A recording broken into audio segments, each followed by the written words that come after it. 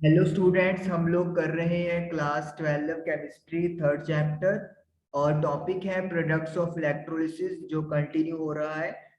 Last session में हमने molten sodium chloride और एक्वस सोडियम क्लोराइड का इलेक्ट्रोलिसिस के बारे में देखा था। आज हम लोग कंसंट्रेशन इफेक्ट पढ़ेंगे और सॉल्यूशन हमारे पास है सल्फ्यूरिक एसिड। तो हमारे पास सल्फ्यूरिक एसिड है, दैट इज H2SO4 है। चलिए, जब आप H2SO4 की बात करेंगे तो इसका मतलब क्या है, हमारे पास एसिड है सल्फ्यूरिक एसिड और उसके अंदर हमने वाटर ऐड किया है। तो हमारे पास इस तरीके से दो टाइप के सॉल्यूशन बन सकते हैं, एक होता है डाइल्यूटेड और एक होता है कॉन्सेंट्रेटेड। डाइल्यूटेड का मतलब क्या है कि अगर हम लोग माने कि सेम अमाउंट का वाटर है मेरे पास और एक सॉल्यूशन में एसिड कम है और एक में एसिड का अमाउंट ज्यादा है, तो जिसमें एसिड कम है वो डाइल्यूट हो गया और जिसमें एसिड ज्यादा है वो कंसंट्रेटेड हो गया। ये तो हो गई एक बात। दूसरी बात, जब आप इसमें से इलेक्ट्रिसिटी पास करवाएंगे तो कैटायंस और एनायंस क्या क्या बनने वाले हैं। जब सल्फ्यूरिक एसिड डिकम्पोज होगा तो हाइड्रोजन के आयंस और सल्फेट के आयंस लिबरेट करेगा, तो H positive and SO4 2 negative. और साथ में कौन है, एक्वस यानी कि वाटर। तो वाटर जो है वो डिकम्पोज होकर हाइड्रोजन के आयंस और OH यानी कि हाइड्रोक्साइड के आयंस गिव अप करेगा। अब क्वेश्चन मार्क देखिए, जब आप इलेक्ट्रिसिटी की बात करते हैं कि we are going to pass electricity through a solution of electrolyte, तो हम लोग बैटरी का पॉजिटिव टर्मिनल जिस इलेक्ट्रोड के साथ कनेक्ट करते हैं उसे आप एनोड बोलते हैं, और जब नेगेटिव जिसके साथ कनेक्ट करते हैं उसे आप कैथोड बोलते हैं। कैथोड अट्रैक्ट करता है पॉजिटिव को। तो यहाँ पर तो दोनों तरफ हाइड्रोजन के आयंस हैं, तो इसका मतलब क्या होगा, कोई कंपटीशन ही नहीं है। कैथोड पे सिंपली क्या रिएक्शन होने वाला है, जो हाइड्रोजन है वो इलेक्ट्रॉन गेन करेगा और हाइड्रोजन में कन्वर्ट हो जाएगा, और इसी तरीके से एक और हाइड्रोजन का एक इलेक्ट्रॉन गेन करेगा, और जो आपके पास H प्लस H मिलके क्या बन जाएगा, हाइड्रोजन गैस का मॉलिक्यूल बन जाएगा। तो कैथोड पे तो कोई हमें शक ही नहीं है कि क्या होने वाला है। लेकिन एनोड पे नेगेटिव आयंस जाएंगे और नेगेटिव आयंस यहाँ पे दो है, एक सल्फेट के और एक हाइड्रोक्साइड के। एंड अगेन मैं आपको बता रहा हूँ, we are talking about concentration effect. तो ये हमारी बुक में दिया क्या हुआ है, तो हम लोग लिखेंगे इसको। मैं इसको इरेज करता हूँ। तो एनोड पे कौन सी रिएक्शन पॉसिबल हो सकती है, अब उसकी बात हम लोग करेंगे। तो ध्यान से आप लोगों ने सुनना है। सबसे पहले कि अगर हमारे पास सल्फ्यूरिक एसिड H2SO4 कॉन्सेंट्रेटेड है, तो एनोड पे जो रिएक्शन होगा वो क्या होगा। उसके लिए मैं आपको रिएक्शन लिख के बताता हूं। 2SO4 2 नेगेटिव, यानी कि सल्फेट के जो आयंस हैं H2O8 2 नेगेटिव, अगर हाइड्रोजन के आयंस ने इलेक्ट्रॉन गेन किया है तो ये लूज करेंगे, तो यानी कि यहाँ पे ऑक्सीडेशन होगा। तो सल्फेट के आयंस क्या होंगे, ऑक्सीडाइज होंगे। अगर हमारे पास कंसंट्रेटेड सल्फ्यूरिक एसिड से इलेक्ट्रिसिटी पास होगी, ये एनोड की रिएक्शन है, और ई नोड सेल की वैल्यू 1.96 वोल्ट है। यानी कि हाइड्रोक्साइड आयंस की जगह पर किनका ऑक्सीडेशन होगा, सल्फेट के आयंस का, और इनको अपा बोलते हैं H2O8 2 नेगेटिव को पेरोक्सी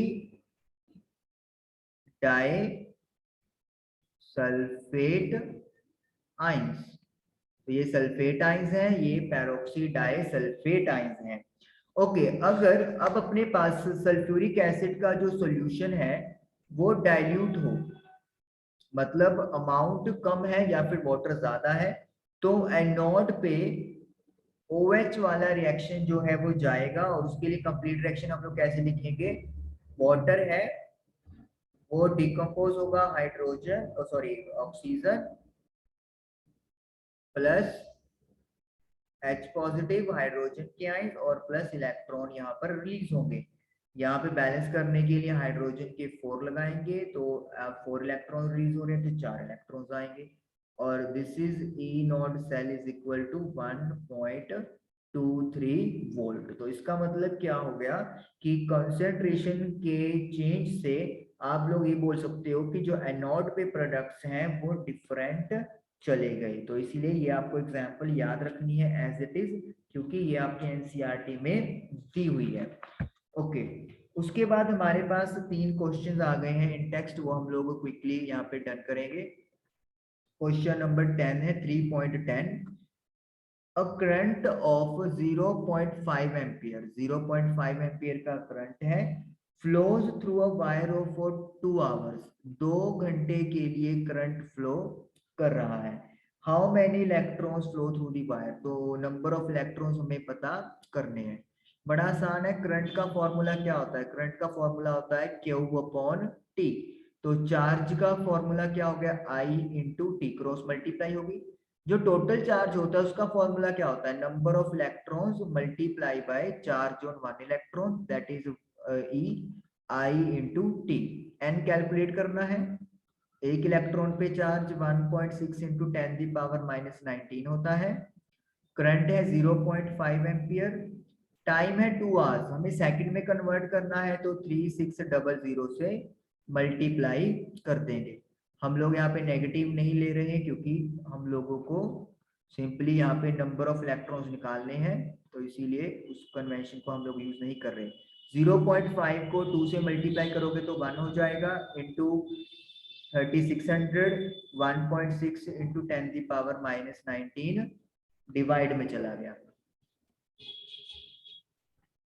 तो अब हम लोग 3600 को 1.6 से डिवाइड करेंगे, तो I am getting 2250 into 10 the power 19 जो है वो ऊपर जाके पॉजिटिव हो गया, तो 19। साइंटिफिक नोटेशन के लिए डेसिमल पॉइंट 1 2 3 3 डिजिट आगे किसका आएंगे, 2.250 मल्टीप्लाई बाय 10 दी पावर, तो यहाँ पे 3 प्लस हो जाएगा 22। तो इतने इलेक्ट्रॉन्स जो है वो फ्लो करेंगे 2 घंटों में अगर 0.5 एम्पियर का करंट फ्लो कर रहा है। तो ये आपका 10th क्वेश्चन डन हो गया। क्लियर करेंगे। क्वेश्चन नंबर 11 है, लिस्ट ऑफ मेटल्स बनाइए जिनको इलेक्ट्रोलाइटिकली एक्सट्रैक्ट किया जाता है, यानी कि इलेक्ट्रिसिटी की हेल्प से हम लोग इनको इलेक्ट्रोलाइसिस करते हैं। तो आपको पता है कि जो ज्यादा रिएक्टिव एलिमेंट मेटल्स होती है उनको हम लोग इस मेथड से जो है वो एक्सट्रैक्ट करते हैं। तो जो एग्जांपल दी हुई है वो हम लोग लिख देते हैं, sodium that is Na, then magnesium,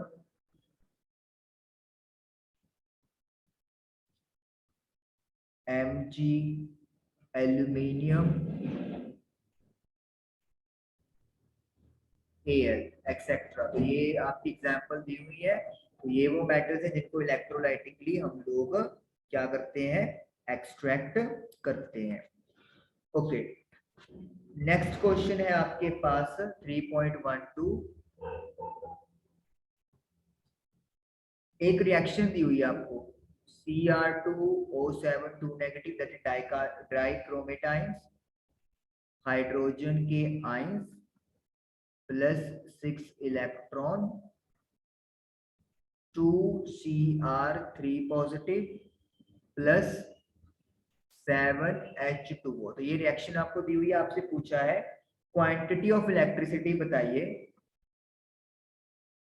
quantity of electricity हमसे पूछा है इन कूलम, कूलम के अंदर, to reduce 1 mole of dichromate ions. तो डाइक्रोमेट आयंस को हम लोगों ने रिड्यूस करना है, तो उसके लिए कितनी इलेक्ट्रिसिटी चाहिए कूलम में। तो उसके लिए सबसे पहले हमें नंबर ऑफ इलेक्ट्रॉन्स जो है वो पता होने चाहिए कि कितने ट्रांसफर हो रहे हैं। हालांकि ये चीज यहाँ से क्लियर दिख रही है कि 6 इलेक्ट्रॉन्स की बात हो रही है, तो 6 इलेक्ट्रॉन ट्रांसफर हुए होंगे। अदरवाइज अगर आप लोग इसको इंफॉर्मेशन को मतलब और अच्छा करना चाहते हो, तो जैसे Cr2O7 2 नेगेटिव है, इसका आप लोग x सिलेक्ट कर लो, तो it will become x, oxygen का -2 होता है, तो 2x माइनस का 14 इज इक्वल टू माइनस का 2। तो +14 हो गया तो 12, तो x इज इक्वल टू 6 आ गया। तो यानी कि क्रोमियम के ऊपर कितना चार्ज है आपके 6 चार्ज है और ऑक्सीजन के ऊपर -2 चार्ज है। तो आप क्लियरली देख सकते हो कि यहाँ पे जो क्रोमियम है उसके ऊपर 6 चार्ज होने की वजह से यहाँ पे 6 इलेक्ट्रॉन ट्रांसफर हुए। तो अब हम लोग क्या करेंगे, यहाँ पर 1 मोल को रिड्यूस करने के लिए कितना चार्ज चाहिए, तो number of electrons is equal to 6, तो charge required is 6 into F, 6 Faraday.